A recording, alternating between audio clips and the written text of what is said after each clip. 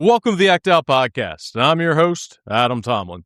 Today's guest is psychologist and women's coach, Dr. Wendy O'Connor. Let's roll the tape. Hey, Dr. Wendy, how are you? I'm doing well, thanks. How are you? I'm doing amazing. You and I had kind of talked a little bit before we started recording, and we're trying to go back and forth on whether it was going to be like Wendy or Dr. Wendy. So I'm probably going to go back and forth halfway, episode. Do whatever you want. I'm here for it. Whenever I was in law school, I as soon as I graduated, I was like, now theoretically, that's a JD. I am a doctor, but at the same time, if I have people call me doctor, and then like there's a medical emergency, I'm gonna be like, hey, you need to call 911. Got that too, especially on airplanes or something like that. You're like, no jump call on me. I cannot resuscitate you. In an off chance, if there is some type of emergency where you need a will drafted, I can help you out. But like if it's a medical emergency, I'm not going to be able to do anything for you. That's right. That's right. That's so funny. I love it. Now, so you are are you a psychologist or a coach? Yep. Okay. How do you describe yourself? Yeah, both. So I'm a psychologist first. I've been a psychologist for the last 16 years, and that's where I have more of a clinical background. So working with children, adolescents, adults with depression, anxiety, stress management, major life changes, things like that. And then I'm also a coach. So I coach women specifically, and I coach them on designing lives that light them up using the science of happiness. So that's the place where I really get to play, and it's a very fun part of my world where women come in and just say, why am I not more excited about my life? Why don't I feel very fulfilled? I'm doing all the right things, or I'm really successful, or I've jumped through all the hoops I was told to jump through. Why is this really as good as it gets? And then my work comes in and we just revamp certain parts and make some tweaks and get you living a life that excites you to wake up to. Did you kind of always plan to kind of work with women and like do this coaching, or was it you were practicing psychology for a bit and then kind of like realized that there was a gap? Yeah, the latter. So I went through many years as a clinical psychologist working with men, women, boys, girls, everybody. And then I went through a period of burning out. So when I had my 3 daughters, 15 months apart, I had my first daughter, then I had twins 15 months later. That's when things got a little wonky. Yeah, I can imagine. Energy felt a bit more, I said to myself, is this as good as it gets? Like, this is how it's supposed to feel? Like, I love my babies. I love my life. I'm grateful for it. But there's still something missing. It still feels like I shouldn't be surviving these days. I should be feeling more fulfilled by these days. So that's when I dove into positive psychology and learned about there being a science of happiness and used those tools on myself and my life. I revamped my practices. I changed the way I structured my days. I started to live more intentionally and not just show up to every Groundhog's Day, checking the boxes. And then I was like, I'm not alone in this. There's no way I'm alone. Women across the board feel this way in different seasons of their life. This is what I meant to teach. And that's what sparked the coaching part of my life, is really working with those women that feel that way. I'm doing all the right things. Why am I not more fulfilled? It doesn't make sense. It doesn't add up. Very much so.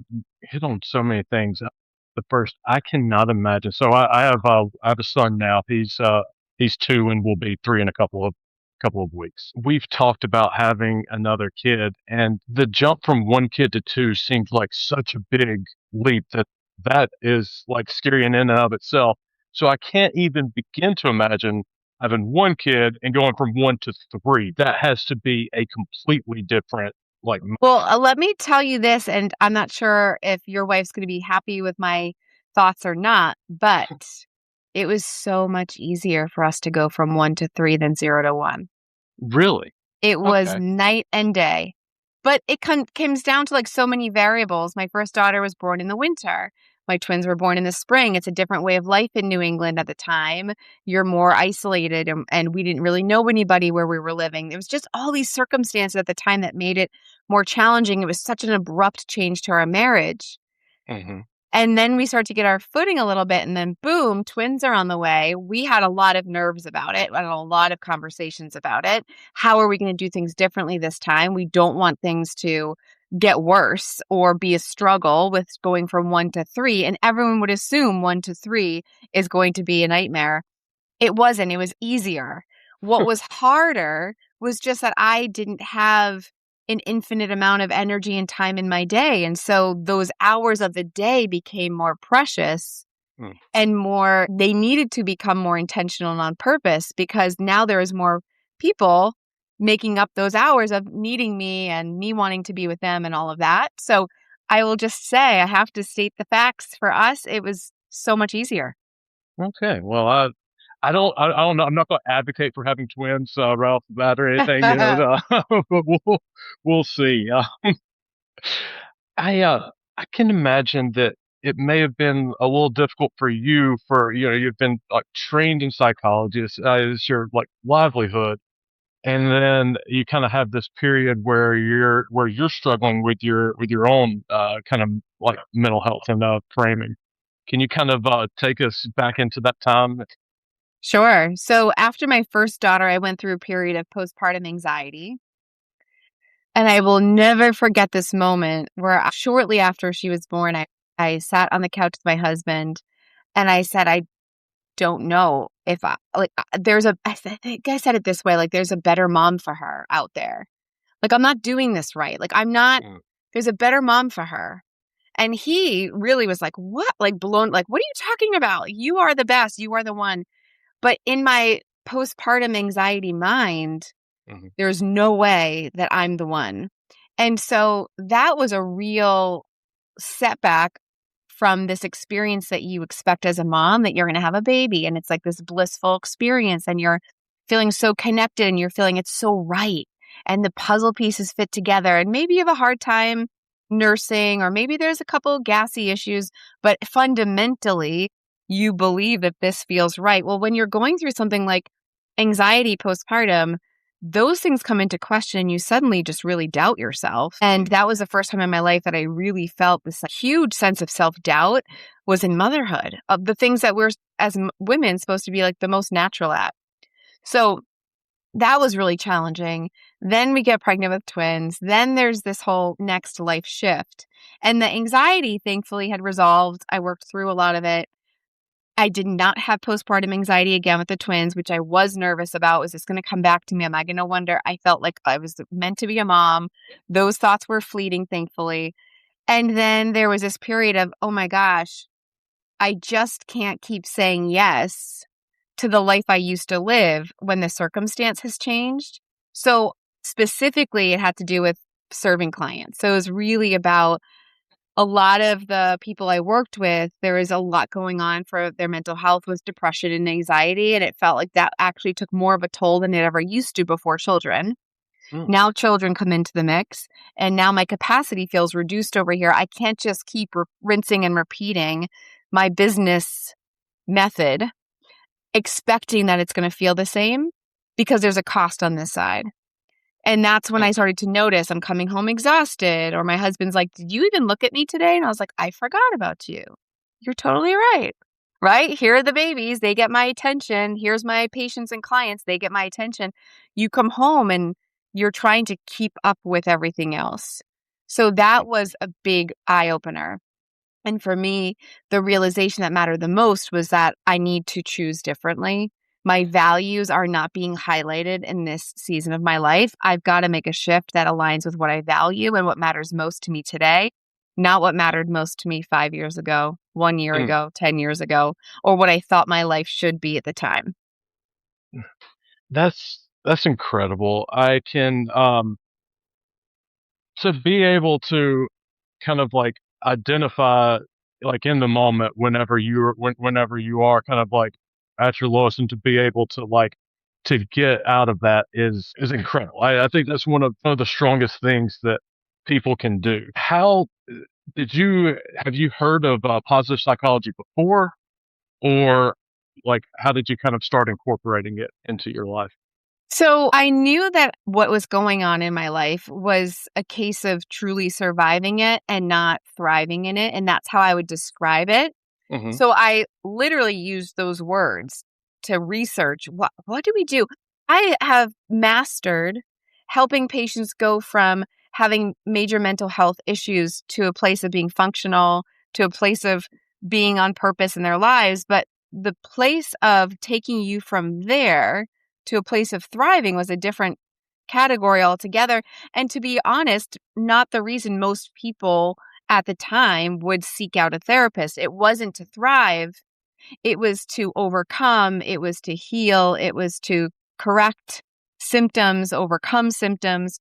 And so for me, I was thinking, I need to research this because this is a different protocol. And of course, my scientific mind was like, what's the protocol for going from surviving your life to thriving? And I was like, yes, living intentionally, living on purpose, celebrating what you're grateful for, and pursuing what's missing in your life. It was like this permission slip that I didn't realize I needed that suddenly took me to this place of, oh, there's so much more that we could be experiencing in our lives. I just didn't know how to get there.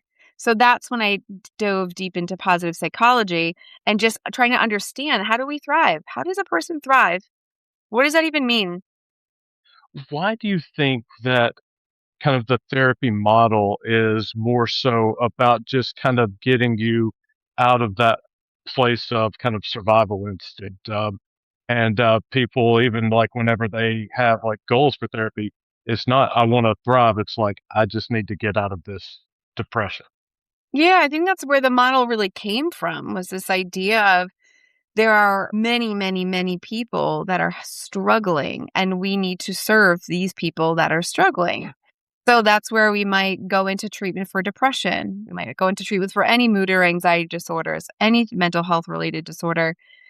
And we say, this is what I need. Like, you have a wound, you go to the doctor.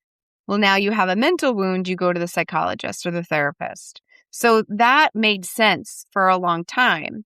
And what then happened was coaches started to come into the world and say, well, what about living more optimally? If someone doesn't have a wound to fix, but has an opportunity to seize, Hmm. how do we help people seize opportunities in their life versus just focusing on the pain or the problem or the wound? And so that became the next level of support. But I think a lot of people got stuck for a very long time and just having ideas about like what's legitimate, what's worthy of investing your time, energy, or money into. I'm not going to just go hire some coach who says they're a coach to get me to optimize my life. Right. I want someone who's trained. I want somebody who has education. I want somebody who knows what they're doing that's going to help get me out of something. Pain is a major motivator. So when you have people in pain, they want answers and solutions. They want to resolve the pain. They go see the therapist or the psychologist. And now we're in a situation where, as you can see on socials, there's coaches everywhere. Anyone can call themselves a coach. There's no training or certification required. But the purpose is more so future oriented. Let's get you to a place where you're living optimally in whatever area it is that you desire. Do you like kind of having a foothold in both places with the psychology and the coaching? It's the best. I My heart speaks to both sides Hmm. because both are people who really benefit from support. So for me, I love both. My excitement, my zest, my passion is in the coaching side. Clinical has been fantastic. It's been a long part of my career and my history, the meaning in my life. It's made a difference in people's lives. I'm so grateful for that. I'm honored to have had that role. Hmm. And where my future and my excitement and really like creativity comes to life is in the coaching side, because it's really about how so much of life is possible at our fingertips, but just how unintentionally or how autopilot we've been living. Just a tiniest little tweak can be an incredible cascade for one person in 1 minute.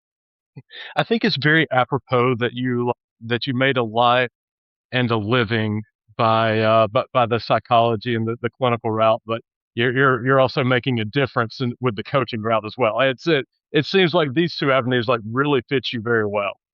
It's funny because the other day I was listening to a podcast and And I think the question posed was something like, if you weren't doing this, what would you do? Hmm. And I had no answer because to me, it was all a version of this. It's always going to be a version of this. So what that, the manifestation of that, or the way that that's comes forward into the expression could be different over the next several years or decades. But to me, what else is there? Like, this is it for me. So whether it's serving in this way, serving in that way, taking it from this angle, it always comes down to being of service. Mm. But in this particular kind of like capacity, helping people live better. That's it. Just helping you live better, happier, more fulfilled lives. That's What it. do you think brought you into the psychology route to begin with, nearly 20 years ago? More. So I knew in seventh grade that I wanted to be a psychologist. Seventh grade. My 13-year-old daughter is in seventh grade right now. I cannot even imagine if she were to walk through the door today after school and say to me, I want to be XYZ. I know what I want to do. Hmm. It's wild that I had this idea in seventh grade and I never swayed from it. And that came up because we had a psychology teacher who brought to us in one class the options for psychologists. If you're a psychologist, you could do this or this or this or this. And one of the options was a clinical psychologist, where you help people feel better and you give advice, is the way it was described at the time. Mm. And I thought to myself, I do this every day for free to my friends. Like, I can't believe I would get paid for this. Like, are you kidding? This is something you can get paid to do. Something I felt like I just naturally did with people that I cared about in my world. I was like, I'm in, I'm done, sold. And then I never wavered from that. Why did that appeal to me? Not only, I think, because it felt like a strength of mine, maybe that was already being lived into. I wouldn't call it a strength, but at the time it was like something that felt easy. Hmm. But I also think that I cannot pretend that many of us psychologists and therapists have very interesting upbringings to process and to work through. And so the idea of having a deeper understanding of why we've lived the lives we have, things that we could name it and kind of categorize it, understand it better, understand ourselves better, is also, I think, a natural pull, like especially at that time of life when you're trying to figure yourself out. So I would be lying if I haven't looked back and reflected on, why did I choose this? Why was that such a natural pull for me?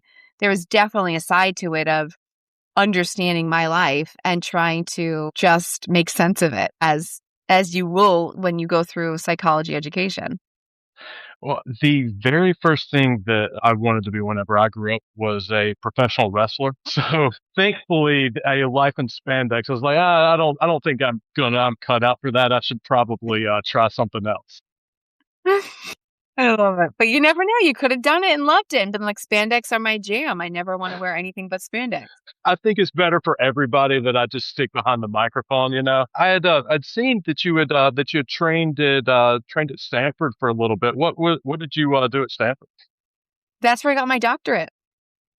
Oh Yeah. wow, okay. Yeah. So the Stanford created a consortium with a local psychology school, and they created a PsyD program. So your doctorate of clinical psychology.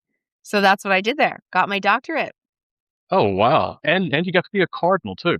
I That's right.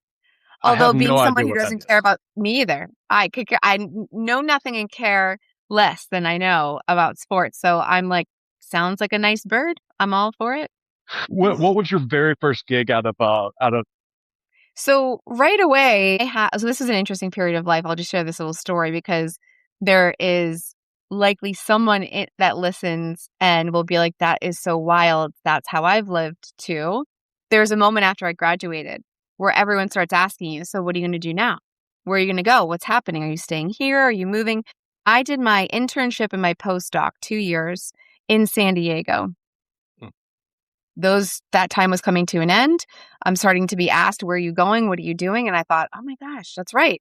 Like, this is the end of this chapter, but this is the beginning of everything I've been waiting for and working for. Where do I want to live? I had no idea. I literally sat in my apartment in San Diego and I thought, okay, so there's a month until I'm done. Where do I want to live? It was the most bizarre experience. I could throw a pin and just choose on the map. Like, I'll just go there. So I try to be a little bit more thoughtful about my Mhm. next choice. I could go back up to Northern California where Stanford was and live in San Francisco, which were the best years.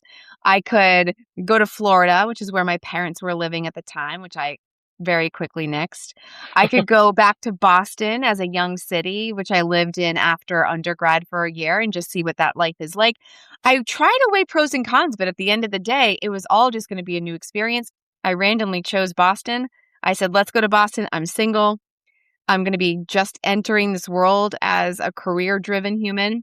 I'm going to start my life from scratch. I might as well be in a city that feels vibrant and young and there's people to meet pretty easily. So that's where I dropped my pin. And it must have been Labor Day weekend that I had driven cross country to move into my apartment in Beacon Hill in Boston. I did not know my roommate. I met her over the phone in an interview before I moved. I'd never met her before, and I was moving in with her. And the next day, I drove to a interview at a group practice that was hiring for a psychologist, and I landed that position right away. And I just started seeing patients pretty within a couple of weeks. And I will never forget either being fully licensed and graduated and all the things you need to check and walking into my first office and my first patient and just thinking, how do I know what I'm going to say? How do I know how to help them? I have no idea what they're going to say. And oh my gosh, it was the most overwhelming moment of just like deer in headlights and hoping for the best and just hoping, do no harm, do no harm. And so that was the beginning. Start it feels so wobbly no matter how much you know. It's Mhm. never the knowing, it's the doing that really gets us to get our feet under us or build our confidence and mastery. And those first couple weeks, I remember coming home exhausted and just saying, I don't know, I hope I did good. I hope I helped. I hope I helped. I have no idea. And here I am. So I guess it's all right.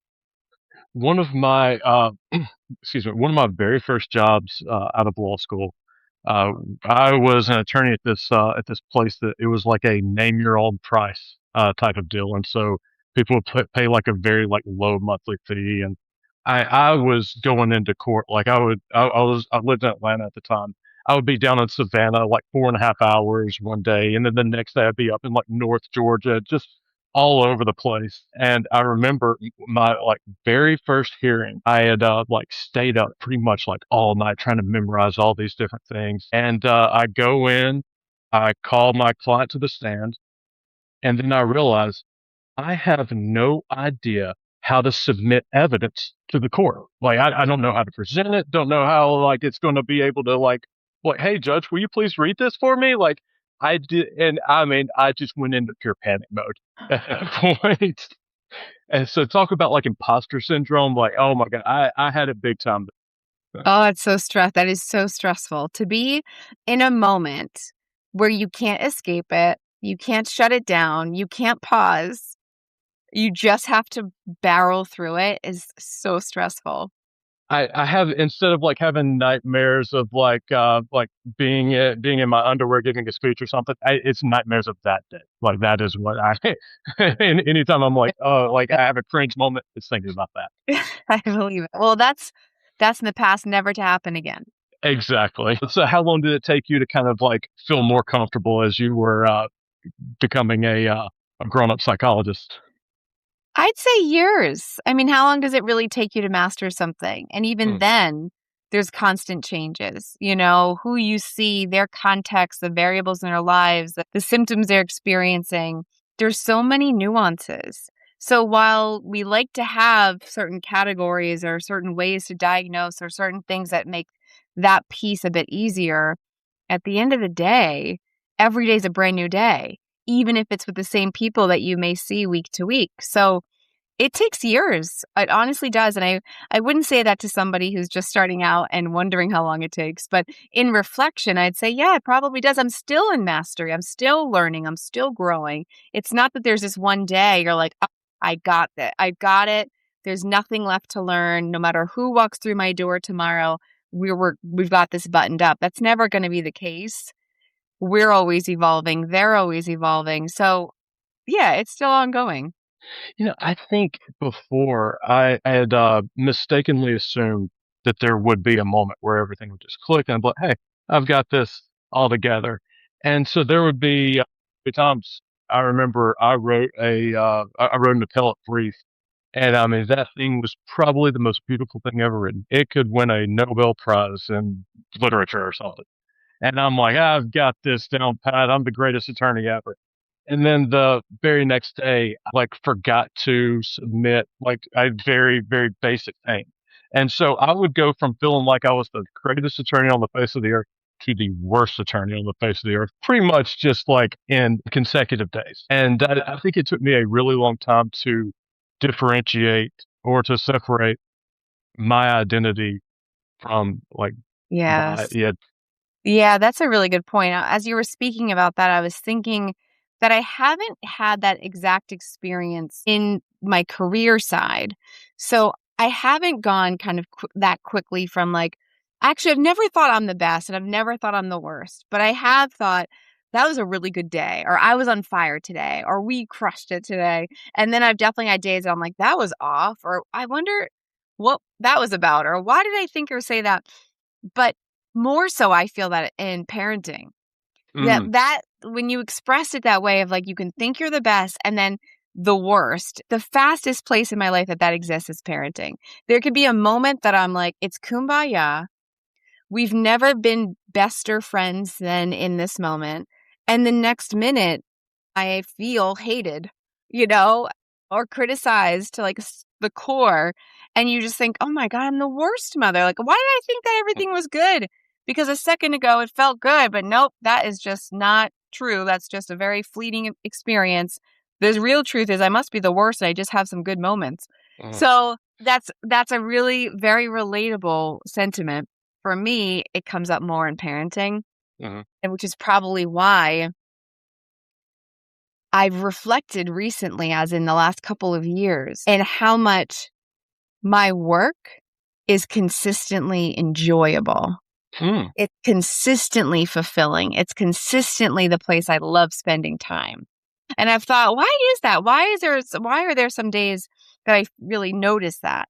But I don't notice that consistency as a mom. mhm, And that's why. Because in motherhood, your identity really it's so much harder to separate I'm a psychologist from I'm a woman versus mhm. I'm a mother, I'm a woman. They are really intertwined. So it's really difficult to not let those moments or even patterns feel like they mean something deeply about you.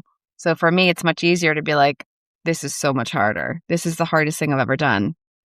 That's a really good point. I was going to ask you why you kind of thought it was that the children are able to kind of to bring that up, and that is a very good point that your identity is tied into it. And Yes, then there's also the fact that they're like little versions of you, and nothing can point out some of the things that you do that like a toddler. that's right. And they are part of you. They are part of you. They are truly extensions of you. Whereas my clients or patients or friends or, aren't, but your children literally are. And so that just biologically is very different for us than being able to kind of separate from our work life or our work hat or role Mhm. versus our personal role. It definitely feels different for me anyway. So I can imagine that or that the positive psychology really comes into play in your role as a parent, especially since it's so tied to your identity. Can you kind of like speak a little bit about positive psychology and being a parent? I wish I could sit here and say to you that I've mastered that and that my optimistic and realistic tools and skill set that I use in my workplace just flows out of my mouth to my children. It does not. And there's numbers of reasons for that. One, they don't want to hear it. So it's not like they're like, oh, wise one, please tell me how to live in line with my strengths and values. Oh, mom, please tell me how to be happier today. There's ways it kind of comes out. And of course, I jump at the opportunity, but it's not a hat that I wear like seamlessly through these roles. I joke about this all the time, but same with my husband. If I say something, it kind of goes in one ear, out the other. But when it doesn't is when he reads it on Reddit. When he reads it on Reddit, then it sticks in such a way And then he'll come back and say, "Did you hear about this? Did you know about that?" And I'm dying inside. I feel personally called out right now. I don't I wouldn't be terribly surprised. And it is hilarious. From the outside, it's hilarious. When you're in it, it's infuriating. So I'm not that person that my girls would just be like, "Oh, my mom is a positive psychologist and she teaches us this, this, and this." I try to live by what I preach and what I teach as much as I can. Again, easily detoured by triggers from my children, but I try. I'm just not wearing that hat all the time because mom hat just is way bigger and Yeah. is way more consuming. I the thing about the mom hat, and it's something that like I was sort of aware of prior to becoming a parent, but especially now that I'm a parent, it is just so glaringly obvious. It feels like if I look at my son and give him a smile and a little pat on the cheek or something, people want to give me like Father of the Millennium trophy. Oh my And like gosh. just oh my god, oh, that's so amazing. Whereas my wife could do everything by the book, and then there would be someone be like, "Hey, that's the wrong book. You're citing the wrong sources. This is all wrong."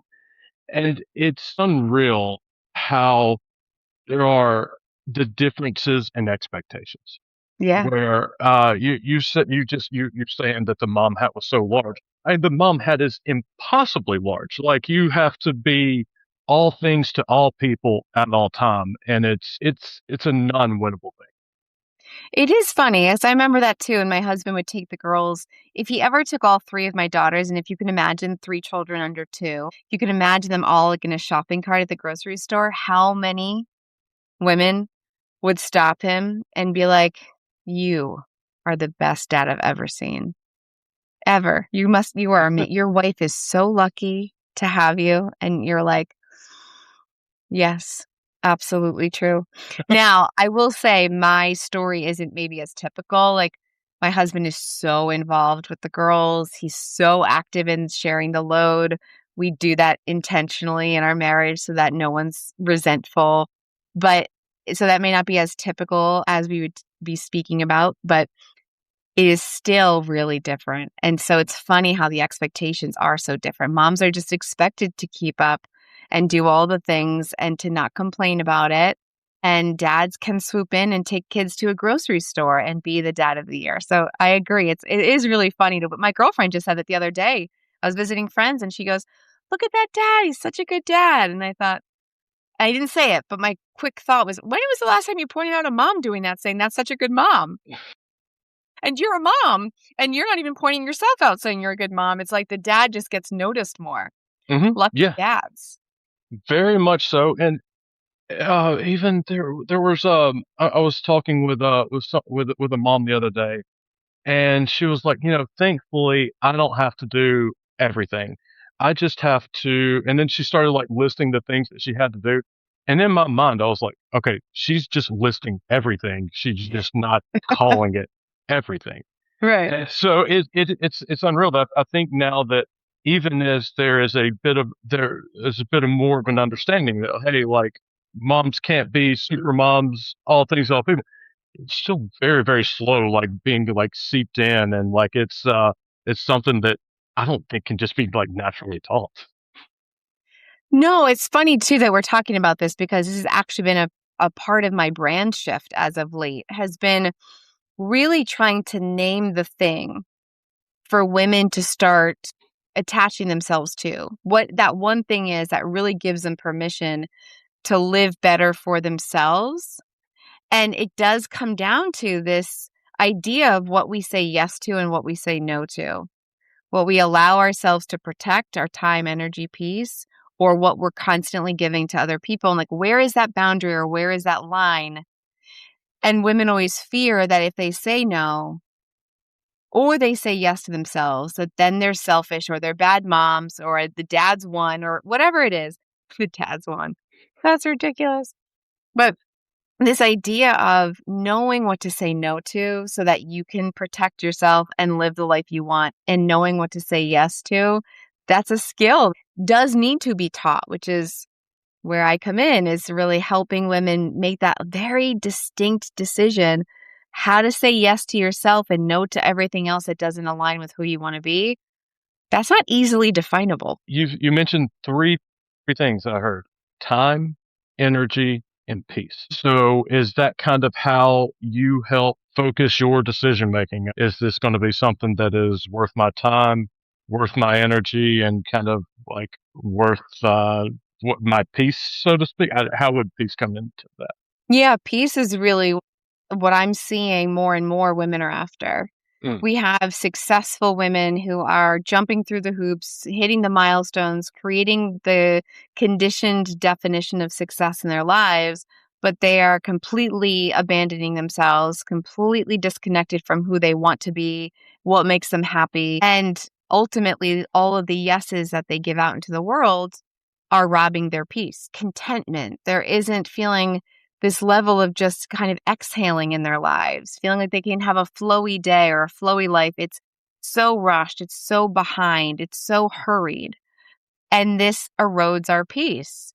And so it's not just like the idea of sitting and meditating peace, it's this undercurrent of living your life that feels like a peaceful existence. You may have goals, you may have ambitions, which are fantastic. That doesn't have to be counter to protecting your peace. But the pendulum swings so far.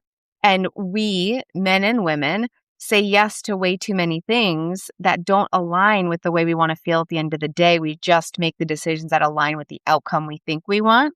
mm, So if you're following me still, this idea that women, if we're just speaking women, but people mhm, are chasing success because that's what we're taught to do, like get a job, be successful, get the house, get the family, do the thing. So we're like, okay, doing, not realizing our peace is eroding because we're not doing it in the way that's truly us. We're just doing it in the way that we were told you have to do it by this order or this way. And then we wake up and we're like, I'm not loving my life. I have mm, all the things that I said I wanted, but I'm frazzled. I am anxious. I am stressed out. I can't relax. I can't be present.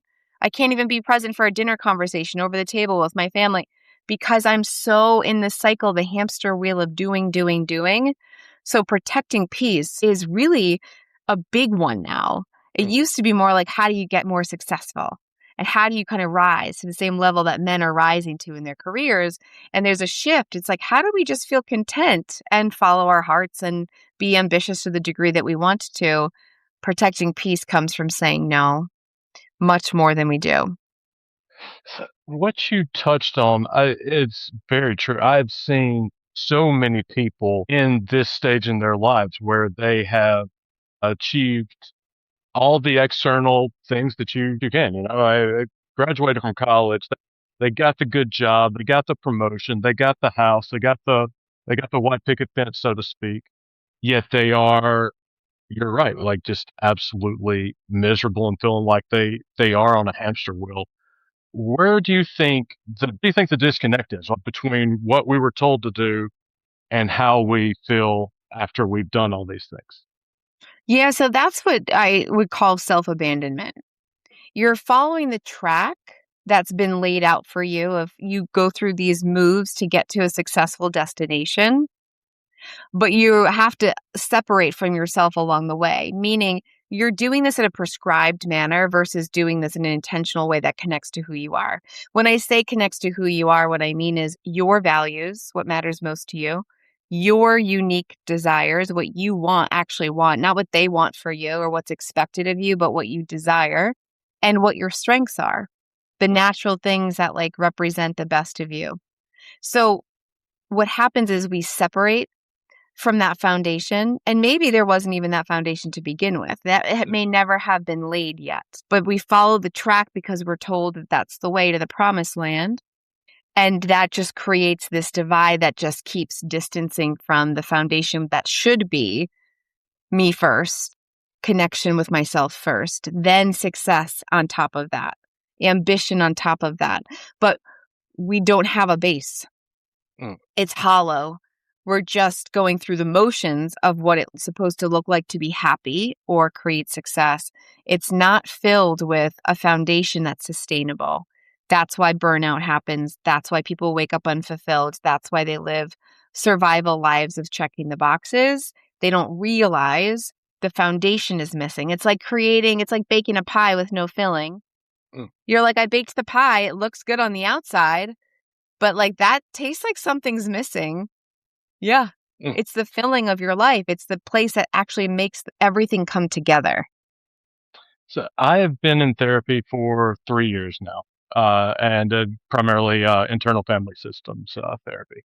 Uh, for the first like 6 to 9 months of it, it was basically the see and say version of therapy. Like the horse says neigh, but it was basically feelings and where they were in my body, and like, oh, happiness means that like I feel it in my heart, in my like lips. It's I mean like literally just very very basic identifications. But then even like after I'd got that base level was kind of like I at a moment where like what do I want to do with my life?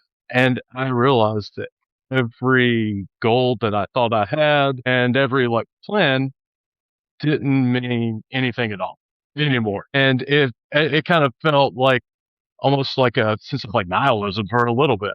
Um, I think it was very difficult to even be able to identify, oh, I actually like this. I don't like this. Like it Yeah. to even find preferences was very difficult. Yes. I love that you're saying this. And I'm so happy you're sharing this because this is where a lot of people get tripped up. They think they should know. I should know what makes me happy. I should know my goals are the right ones for me. I should know that what I'm pursuing is mine. I should, I should. And those shoulds are so intimidating because then it means, what have I been doing with my life? How have I been wasting my life or my time? How have I been making the wrong moves? Now I feel bad about myself or I feel ashamed. I don't want to admit that.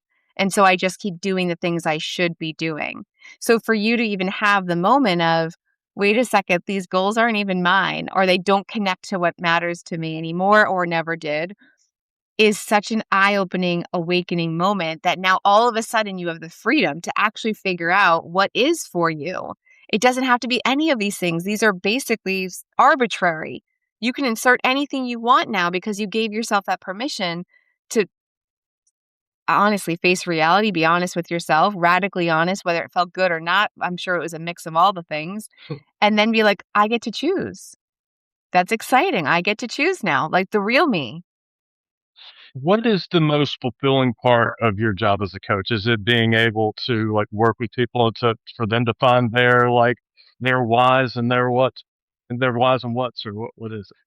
It's this moment right now. So this moment we're having where I light up because I get so excited that you had a moment where suddenly the prescribed life was cracked and you acknowledged it and created for yourself the openness of anything's possible for me. That's the most exciting, rewarding piece. Of course, there's all the stories of how people change their lives. And I get messages all the time sharing with me updates from past clients of like, you'll totally believe this. You're the only one who gets it. I did this. I created this. I have this.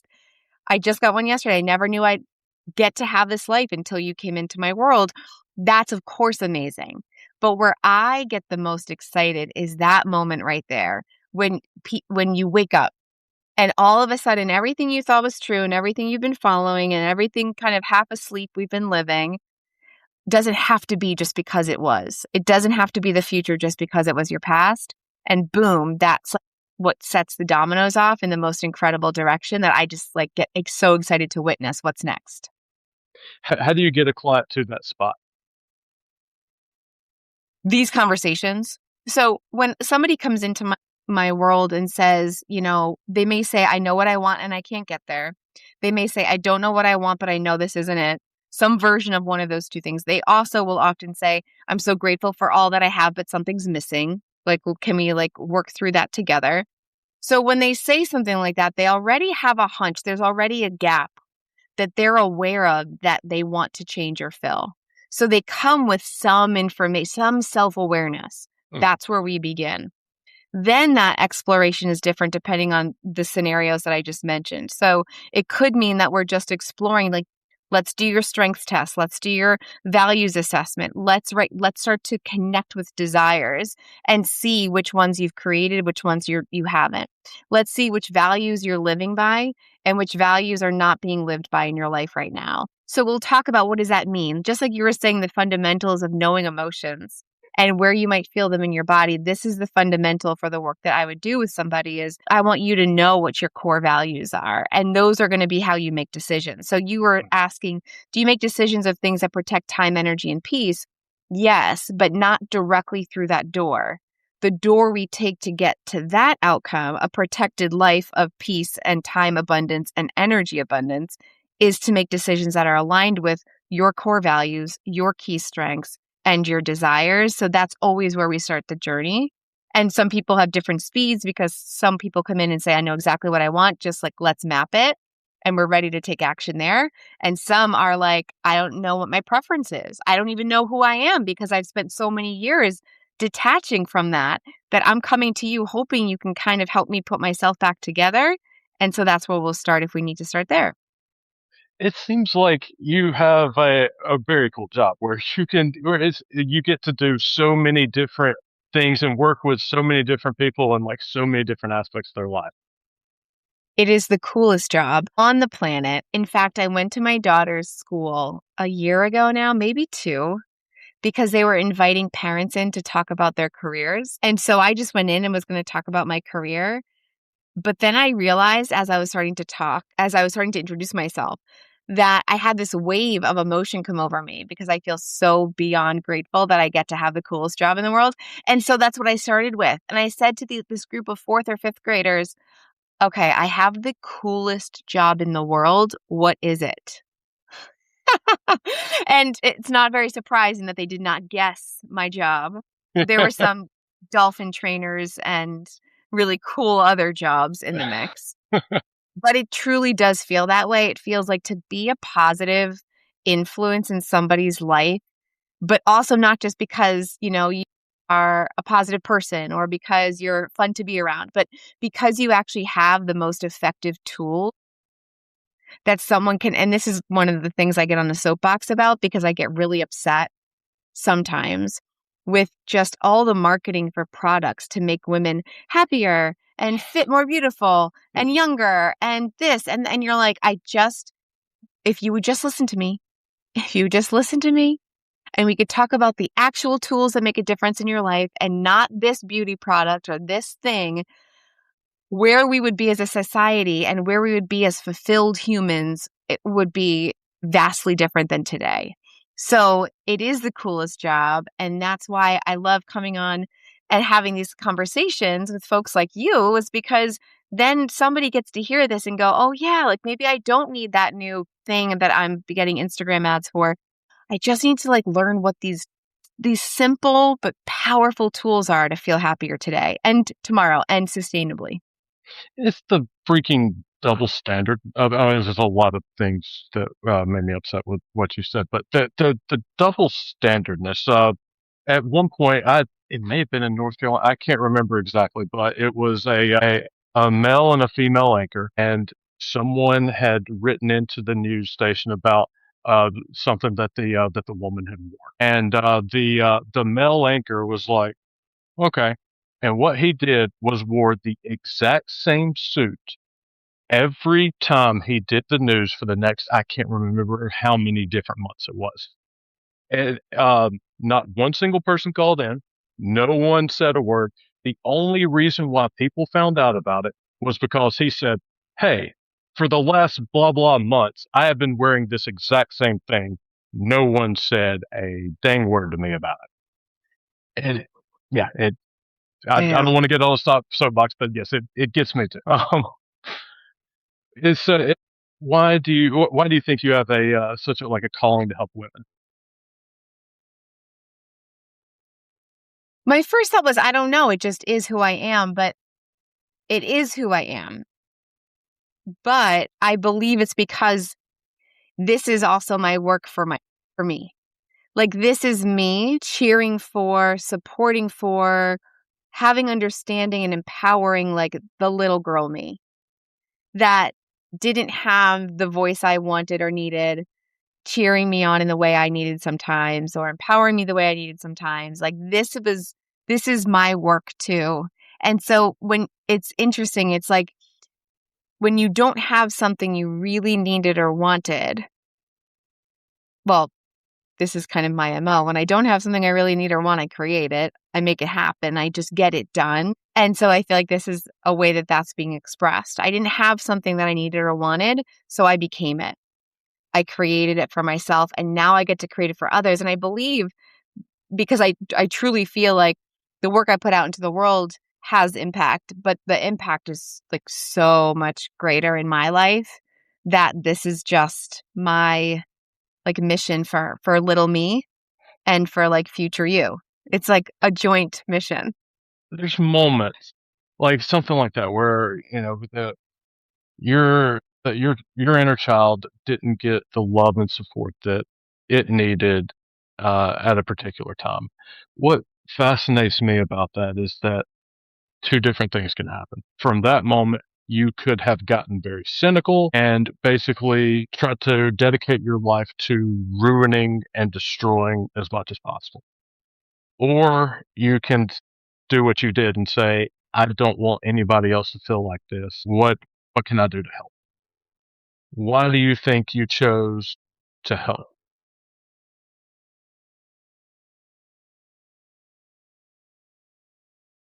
I think, like I'd mentioned in seventh grade, that the idea of being a psychologist was a very natural yes, because of how I was already operating in dynamics of friendships. So I think that there's that piece of it. I also think a big piece of it was I was raised as an only child. Hmm.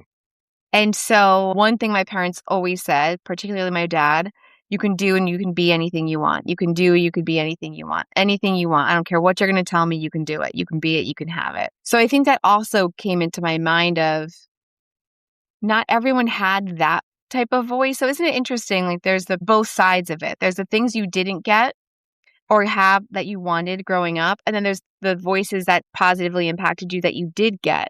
So that's both sides of the coin. So there's this voice in my mind of I can do anything, be anything, have anything that I want if I put my mind to it. But then I started realizing very quickly, especially in the world of psychology, that many people never got that voice. They never got that person telling them they could be anything, do anything. There was so many parents, and we don't mean to, but share with our children our perspectives based on our own mental limitations. And so our little ones start to come into the world operating from our limitations that become their beliefs of truth. Mhm.